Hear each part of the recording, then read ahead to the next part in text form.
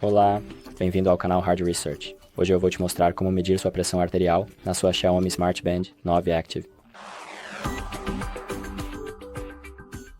Então, a primeira coisa que vamos fazer é abrir o aplicativo XIAOMI Fitness. Certifique-se de que seu relógio está conectado ao seu telefone e então clique em aplicativos, depois em configurações do sistema e em seguida clique em widgets e role para baixo até oxigênio no sangue e clique no ícone de mais e depois clique em salvar.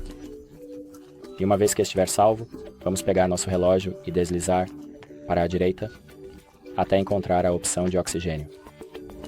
No sangue, agora vamos clicar em medir e começar para pedir que você aperte sua pulseira e ela vai escanear sua pressão arterial. É isso. Obrigado por assistir e não se esqueça de curtir